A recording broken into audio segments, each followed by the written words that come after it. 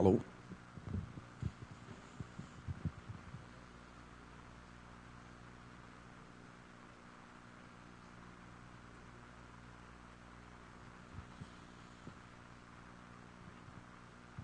Bom dia, pessoal. Agradeço a vocês que tiveram a coragem de estar nesse dia frio aqui às 9 da manhã. Eu mesmo não estava com tanta coragem assim. Meu nome é Pedro Duarte, eu sou desenvolvedor de software na Hewlett Packard Enterprise. A maioria de vocês deve conhecer como HP. Eu trabalho na linha de pesquisa de redes de computadores e sistemas distribuídos.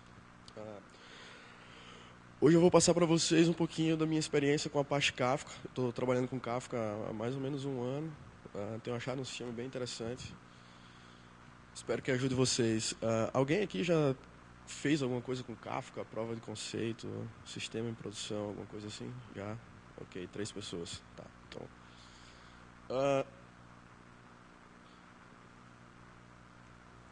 Começar pelo básico, né? O Kafka é um projeto criado pela equipe do LinkedIn, com o objetivo de prover uma infraestrutura de mensageria com alta vazão de mensagens e também facilmente escalável, né? No caso deles, eles queriam agregar todos os logs, todos os servidores que eles tinham nos diversos data centers. Imagino que eles tenham quantidade boa de data centers e a maioria dos sistemas de mensageria existentes não estavam atendendo a demanda, né?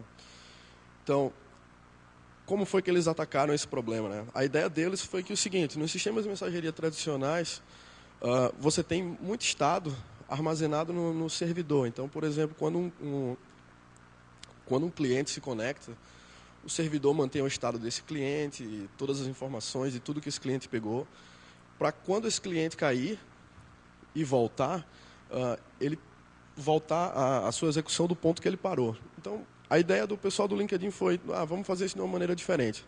Vamos fazer o seguinte: a gente dá 2 entidades básicas para os caras, que vai ser um tópico e a posição desse cara no tópico, ou o offset. E aí, como ele vai controlar essas informações, é problema dele. Se ele puder perder essa informação, tudo bem, não vai fazer diferença para mim. Se ele quiser armazenar, beleza, problema dele. Então, para quem está de fora do Kafka, para o cliente ou qualquer outra entidade que esteja querendo se conectar, a única coisa que ele vai enxergar é um tópico e um offset de um commit log, né? Então, o Apache Kafka ele se define como um sistema publish subscribed, repensado como um commit log distribuído. Tá, mas log. A primeira coisa que eu imagino que vem à mente para todo mundo é arquivo de log, né? Sim, a ideia de um commit log é muito semelhante a de um arquivo de log. Por exemplo, aqui, essa é a saída da minha máquina virtual, do meu syslog. O que a gente tem é o nosso serviço de mensageria, nesse caso, é o syslog. Acho que todos os administradores de rede devem conhecer o syslog. O syslog agrega as informações dele dentro de um arquivo de log e o que poderíamos chamar de tópico é o nome da aplicação que está tentando logar alguma coisa. Nesse caso aqui, eu estou mostrando a minha saída de syslog, algumas entradas do systemd, uma entrada do cron e do meu ambiente gráfico. KDE é o melhor ambiente gráfico do mundo.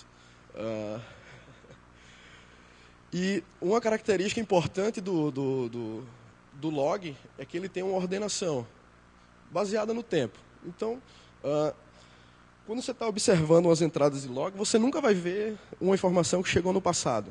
Tá? A menos que ela tenha chegado de um outro servidor, no caso de um syslog distribuído, mas ok.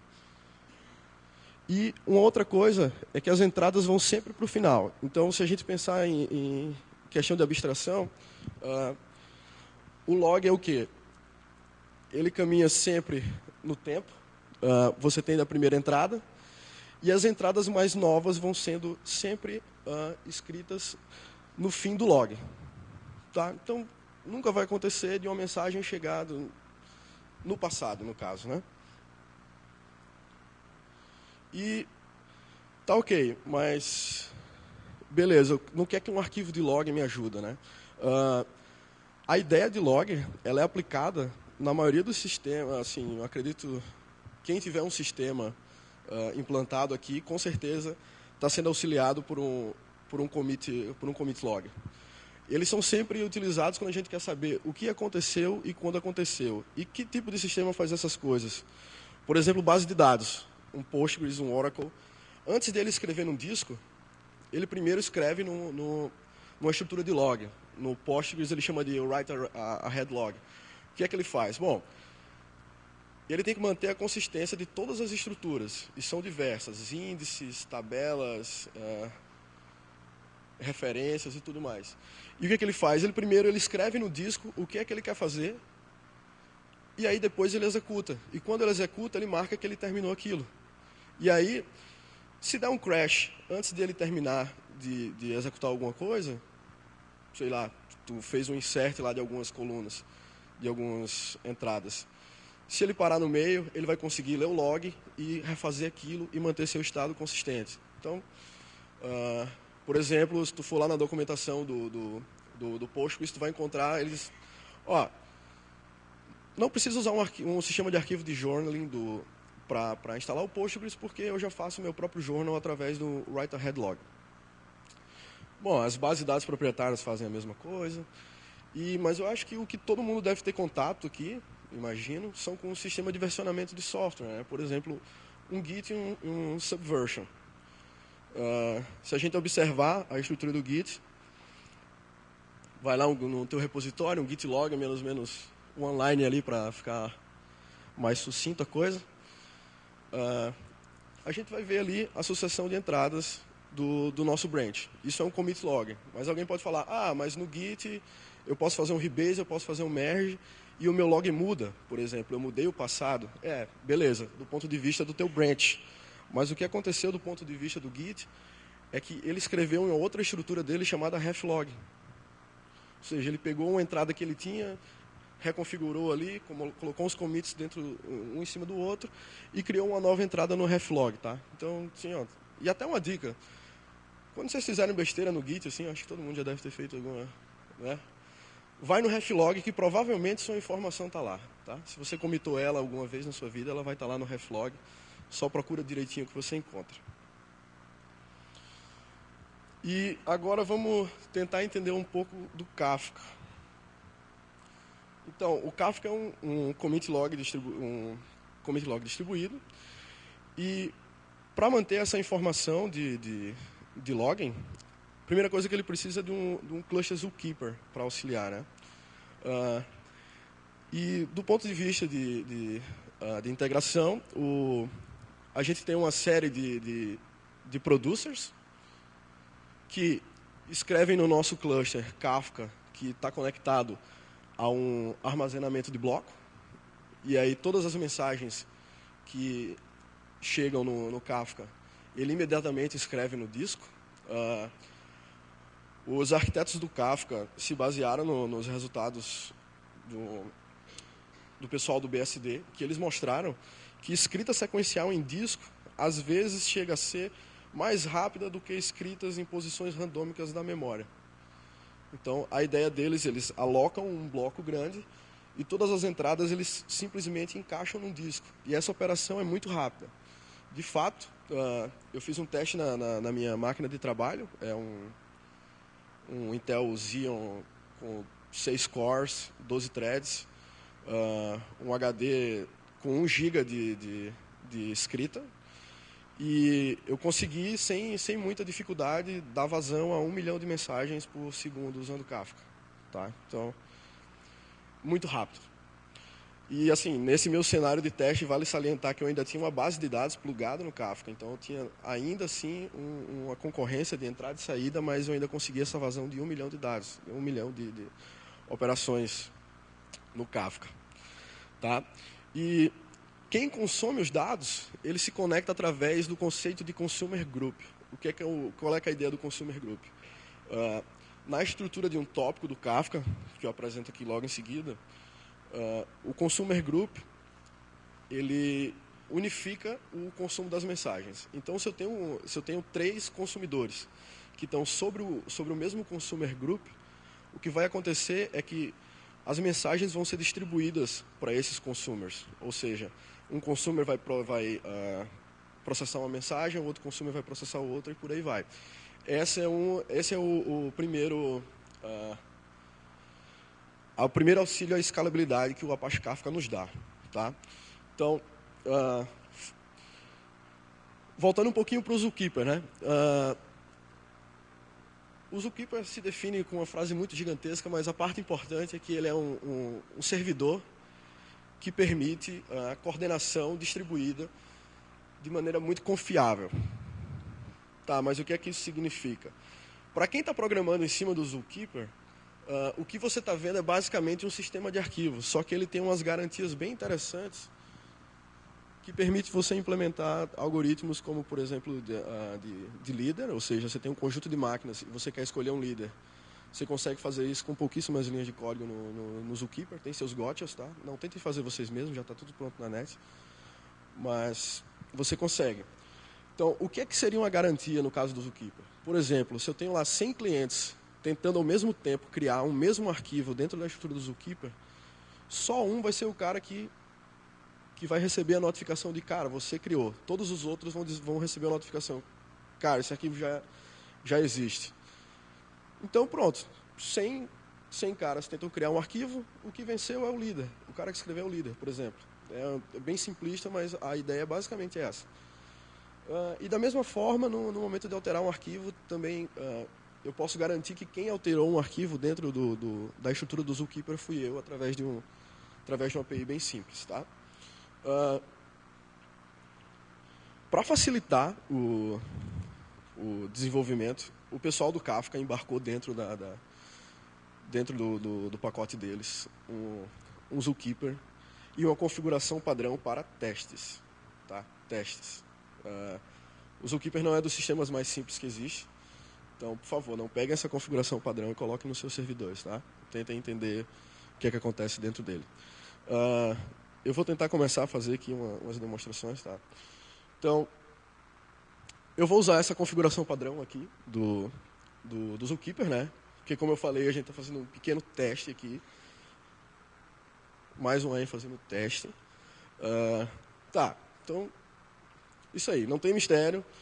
Está tudo pronto no Zookeeper. O segundo passo que a gente precisa fazer é configurar os servidores de mensagem, né? Ou os brokers. No caso, para realizar a coordenação, o Kafka ele utiliza a noção de broker ID. Muito simples. Um inteiro aí de 0 a um número quase infinito para identificar aquela instância e só. O listeners é para tu dizer qual é o teu tipo de cliente e qual porta ele está escutando. Esses 3 parâmetros aí, eu achei eles meio misteriosos, porque eu tenho que repetir a porta. Eu tentei não repetir, não funciona. O hostname, ele disse que eu não preciso setar o hostname e o advertiser do hostname, mas também não funciona se eu não setar os dois. Então, tá. Mas a ideia é o hostname, é o nome da máquina, e o advertiser do hostname é o endereço roteável. Então, você quer servir um cluster de Zookeeper aí, no escala global, você coloca no advertiser do hostname qual o nome que você atende nessa escala global, e esse nome vai parar lá no Zookeeper, e quem for se conectar no Kafka, lê lá do Zookeeper qual é o endereço do cluster e se conecta, tá?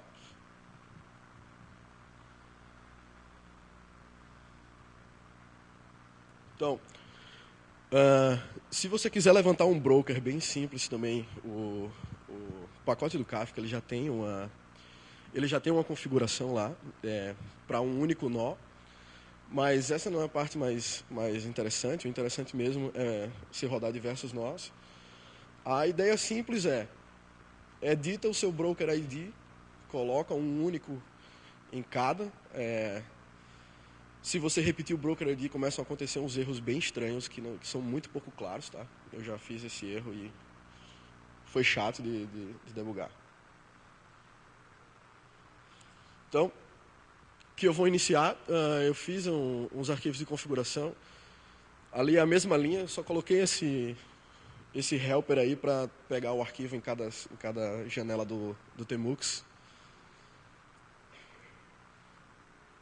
Bom, já comecei com a treta do KDE, vou começar agora com a treta do Tmux, é o melhor emulador de terminal do mundo. Uh, Bom, e aí o que os diferentes brokers vão fazer, no caso aqui eu iniciei 3 brokers ao mesmo tempo, né? Broker ID 1, 2 e 3. A primeira coisa que eles vão fazer é tentar sincronizar a posição deles, as informações que eles têm armazenadas. Tudo isso eles fazem pegando as informações do cluster do Zookeeper. E depois ele já está lá servindo para você a mensageria.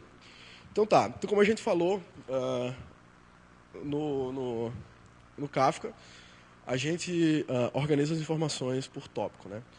Então, o tópico é só simplesmente um nome, onde você vai ter um conjunto de mensagens homogêneas ali, né?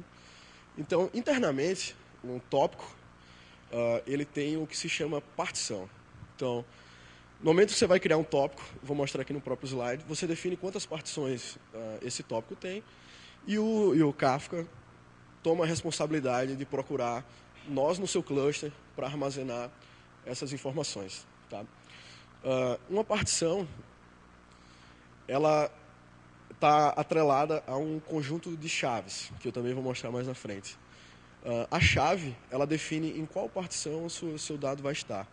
E o que o Kafka garante é que as mensagens vão ter ordenação total dentro de um mesmo tópico. Aliás, dentro de uma mesma partição, tá?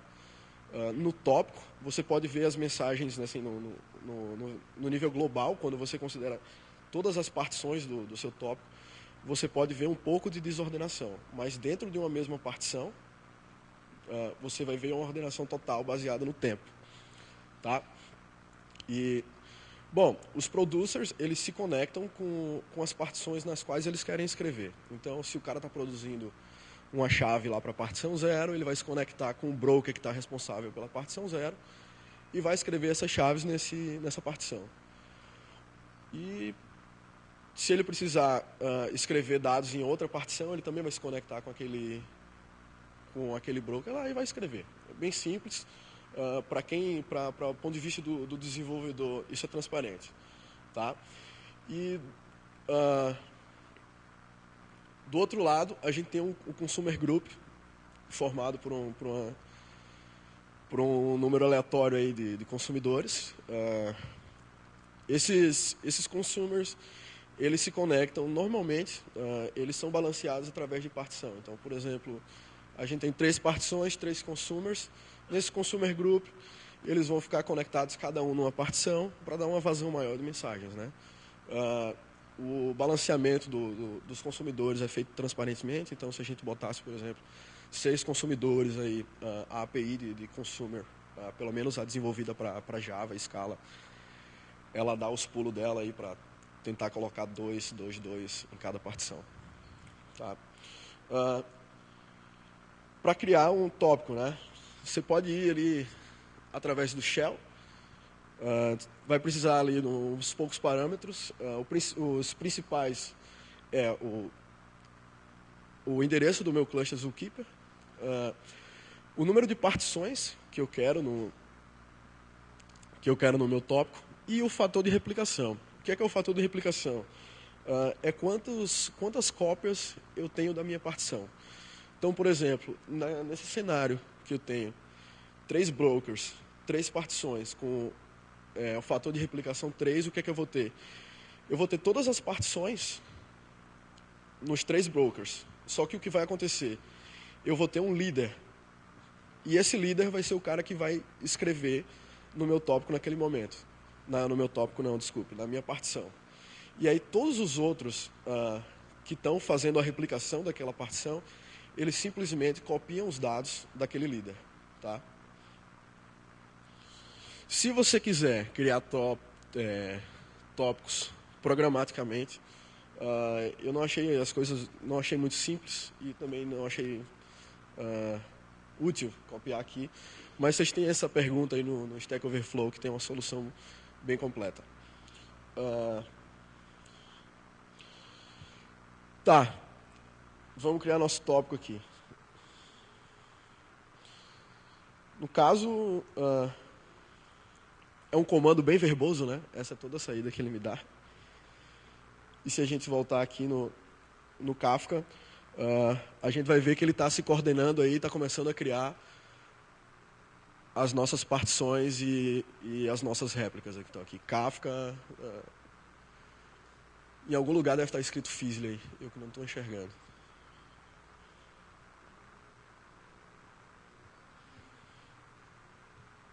Tá, então ele se coordenou e agora agora a gente está pronto para produzir mensagens. Tem um negócio muito legal no Kafka, que é o console consumer e o console producer. São dois script shells ali, que aí você pode se conectar, fazer seu shell script ali, e ao invés de escrever no arquivo, você escreve no Kafka. Então, por exemplo, aqui,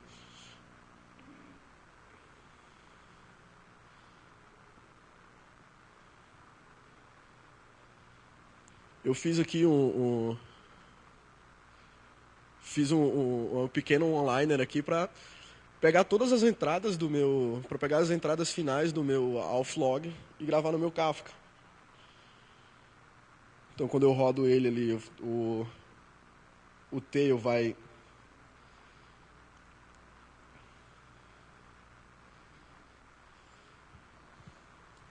me mandar aquelas últimas entradas que eu tenho. Aí, justamente a entrada do tail que eu estou fazendo vazão para o Zookeeper. Aliás, para o Kafka.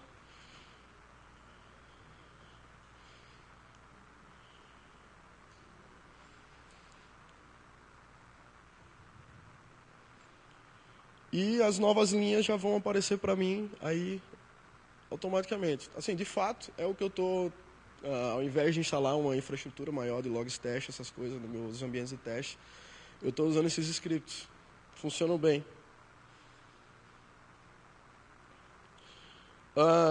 Se em algum momento você precisar parar o seu broker, você tem aqui um Kafka Server Stop, tá? Mas não vou fazer isso, não vai ser necessário. Então tá, quem quiser fazer shell script para Kafka, tá aí uma receitinha de bolo. E tá, como é que a gente programa para esse troço? Eu vou apresentar para vocês aqui a API em Scala, né, Scala Java. Mas eu já trabalhei eu já fiz alguns testes com Kafka também em Go e Python. E essas duas APIs que eu encontrei, tanto para Go quanto para Python, elas são quase que uma cópia dessa daqui, assim, tipo, a mesma estrutura. Primeiro você gera um arquivo de properties, no Python você gera um dicionário, no Go você gera um mapa, com as configurações do seu cluster, né? Então, a informação mais importante nesse caso para a gente é o Bootstrap Server. Esse é o endereço onde o nosso produtor vai tentar se conectar para mandar as mensagens, né? Descobrir quais são as partições e se conectar. Além disso, a gente precisa setar os serializadores das nossas mensagens. Então, como eu falei, as mensagens elas vão para as partições baseadas em chaves, né? Então, você precisa de um serializador para suas chaves aqui.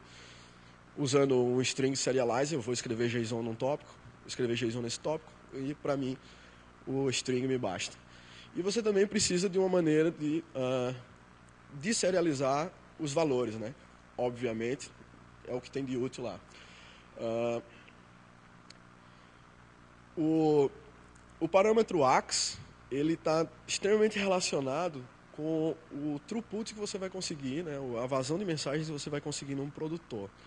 Ele basicamente tem 3 valores, que é -1, que aí significa que o seu produtor vai ser completamente assíncrono. Então, quando você chegar e mandar um registro através de um produtor assíncrono no Kafka, ele vai retornar imediatamente, mas você não tem garantia nenhuma em relação à durabilidade dessa mensagem. Ela pode ter chegado, ela não pode ter chegado. Tá? Ela tem um valor 0, que significa que eu vou esperar até que o líder do tópico me diga, que o líder da partição me diga que ele escreveu no disco dele. Isso aí já dá uma durabilidade razoável. Quando é que tu vai ter problema?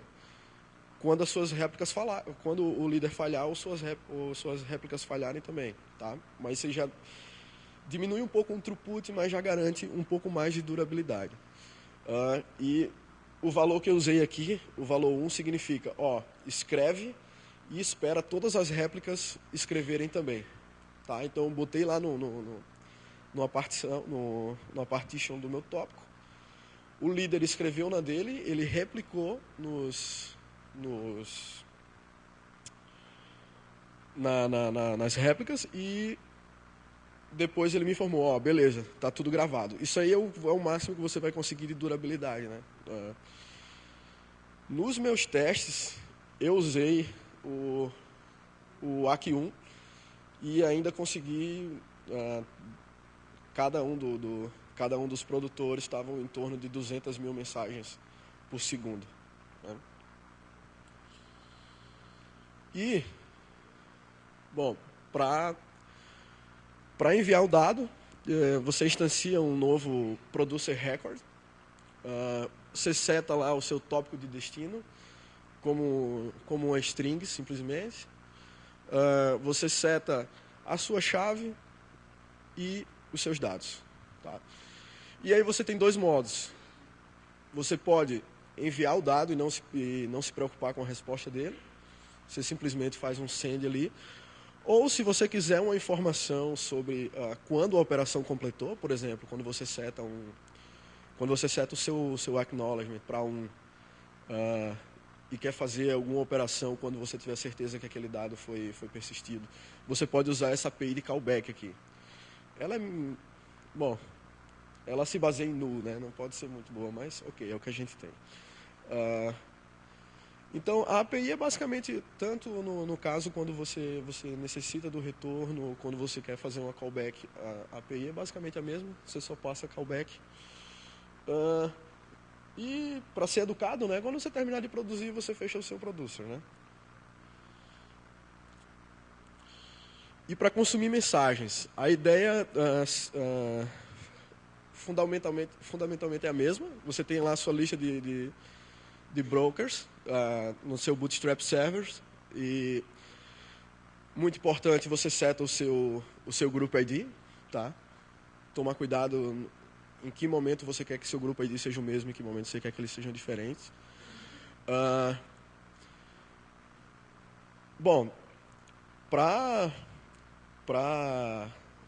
armazenar em que posição do log do Kafka um consumer está, o pessoal do Kafka teve a ideia brilhante de usar o próprio Kafka. Tá? Então, eles escrevem lá periodicamente num tópico específico para o seu consumer group em que posição cada um dos consumidores está em relação ao tópico que eles estão consumindo. Okay? E aí você tem essa propriedade, a Enable Auto Commit, que ela vai fazer o quê? Você pode sair consumindo as mensagens ali, sem problema, e a cada 1 minuto, assincronamente, a API de consumer comita para você a posição que você está num determinado tópico. Se você não seta o auto-commit, você tem a obrigação de controlar isso na mão, mas é uma chamada simples lá, commit offset e deu. E também você tem que setar os mesmos, aqui no caso, né, o deserializer. Né, para o mesmo tipo que você está produzindo, você tem que setar o seu deserializer.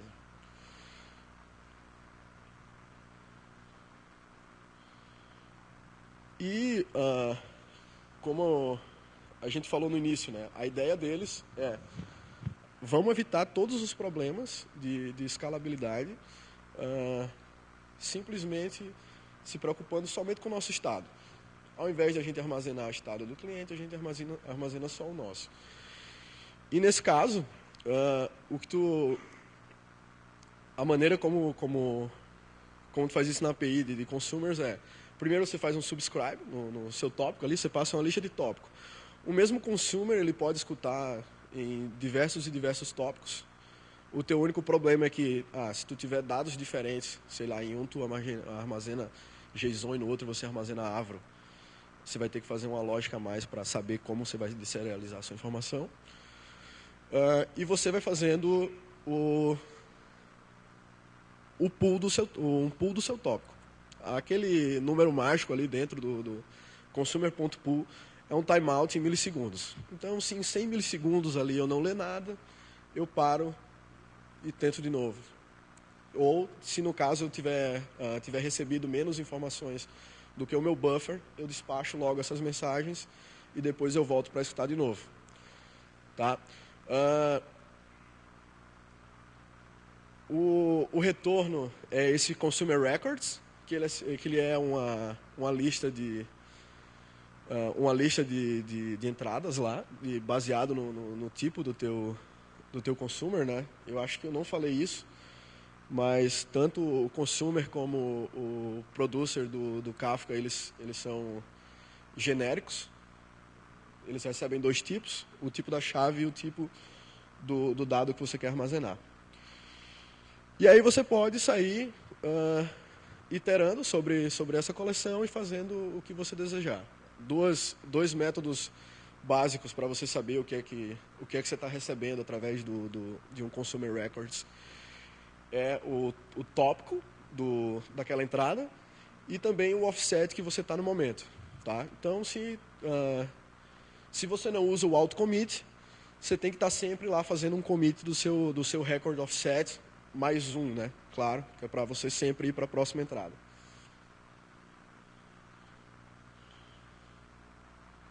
Vocês têm alguma dúvida? Vocês querem perguntar alguma coisa agora?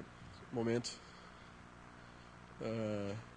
Eu fiz um código de demonstração.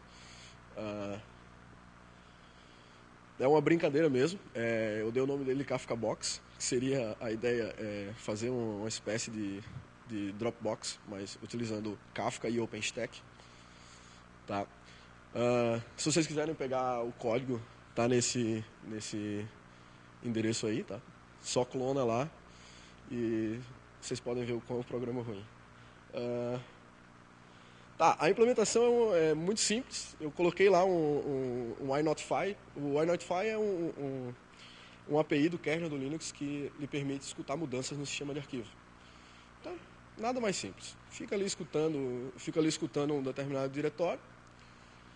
Quando eu vejo que houve uma mudança, eu pego aquele arquivo que o cara criou, que ele mudou, escrevo lá no Swift. Vocês são familiares com o OpenStack, não? Não conhece? Sim, alguns. Tá, o OpenStack ele é uma pilha livre para nuvem. Então ele tem desde a virtualização, estão implementando containers agora. No caso que eu estou utilizando aqui do Swift é um Object Store, é muito semelhante ao Amazon S3. Eu tenho basicamente a operação de put e get. Então vou lá, pego o meu arquivo, put, um nome lá de um agregador de objetos, o nome do objeto e o arquivo que eu quero fazer o upload. Simples assim.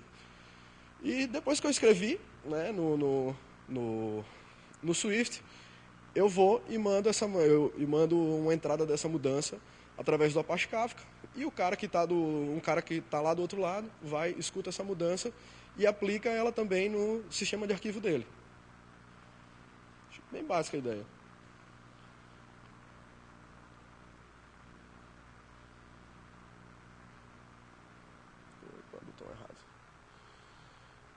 Então tá, eu escrevi esse código em Scala usando o Activator.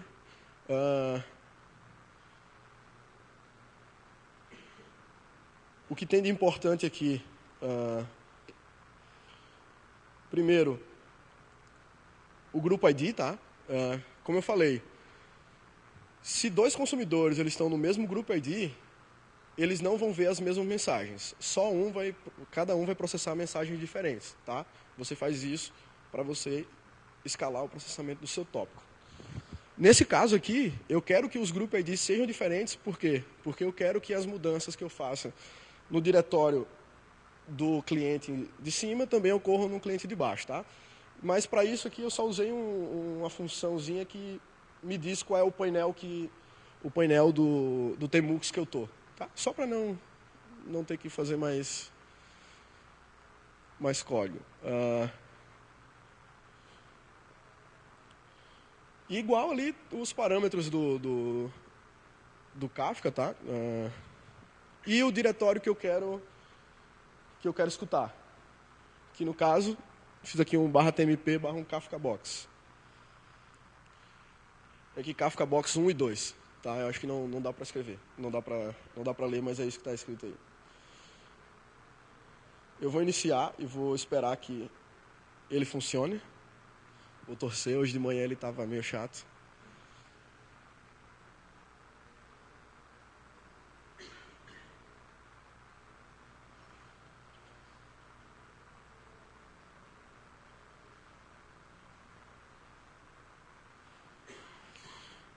Então ele está se conectando aí no Kafka, ó, ele já começou a baixar as informações da partição, do tópico. Eu chamei meu tópico lá de files.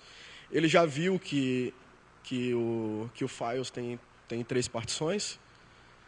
Provavelmente ele já deve ter se conectado ao consumer group dele aqui. Eu acho que eu vi essa informação escrita. Opa.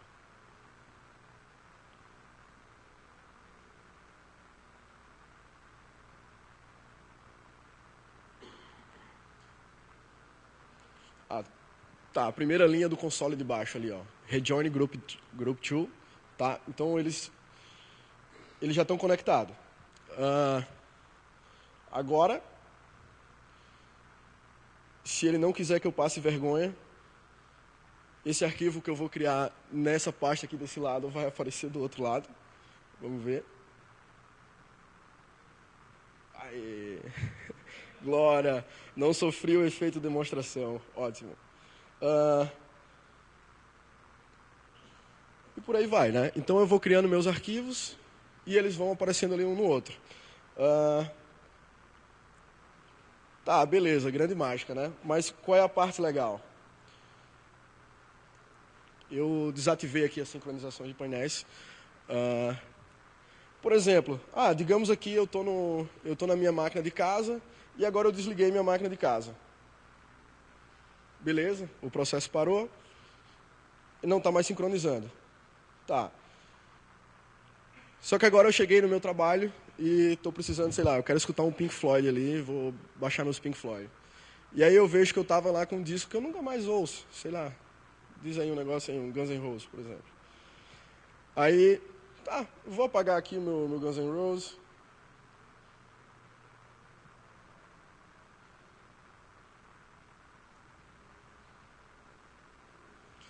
Apaguei meus arquivos. Aqui tá só uma mensagenzinha de log, ó. Apaguei o arquivo aí. Foi através do grupo 2. Beleza. E aí eu voltei para casa e liguei o meu servidor de volta, liguei minha máquina de volta. E eu espero que em algum momento esses arquivos sumam, tá? Aê! Deus abençoe.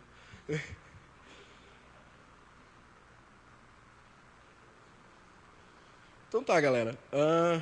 Basicamente isso. Aqui eu mostrar um pouquinho do código para vocês. Eu escrevi ele usando o Spring. Fiz ali a minha configuração do meu produtor, o Bootstrap Service, o meu Serializer. Fiz com Acknowledge 1, significa que eu quero a resposta de todas as minhas réplicas antes de eu aceitar que a minha mensagem foi persistida. Opa. Next. Aqui está o meu código que faz a produção das entradas de fato, tá? Então, eu só fiz um wrapper dele aí dentro de um filter Scala. Mas simples, sem muito segredo.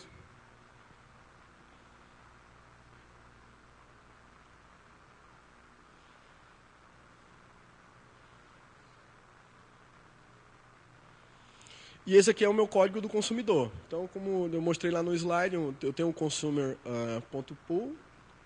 Espero ali 100 milissegundos para receber minhas entradas. E aí, eu organizei isso como um dado JSON lá no meu tópico. Baixei, passei para JSON. Fui ver ali, né, para saber se fui eu que fiz essa operação, ou seja, será que fui eu que criei o arquivo, mandei e estou pegando de volta, né? Porque no caso eu estou produzindo a entrada e estou recebendo ela de volta através do tópico, né? Então, só para evitar a reentrância aí e eu esgotar meu HD reescrevendo o arquivo vezes e vezes. E só isso. Esse era o último arquivo que eu tinha para mostrar. Eu abro para perguntas agora. Não sei se alguém... Sim, tá. Chegou ao fim.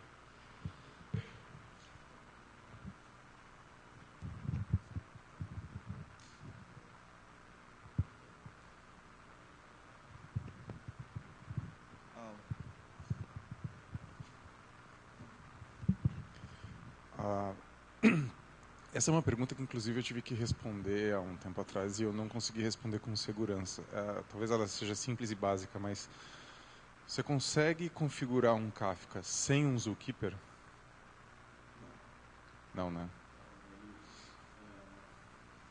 Ele precisa, no caso do uso do catálogo, e ele usa o Zookeeper para ter certeza que precisa de catálogo.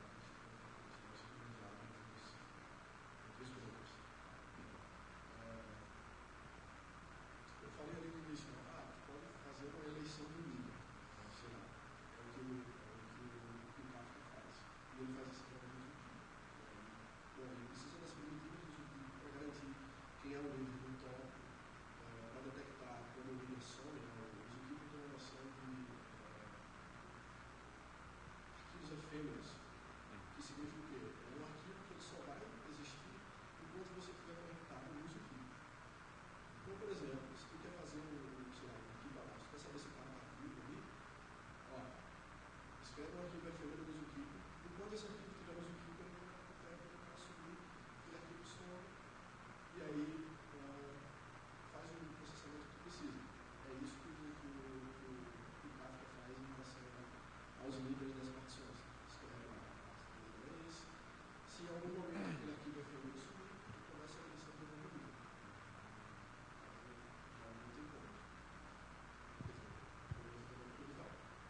Tá legal, obrigado.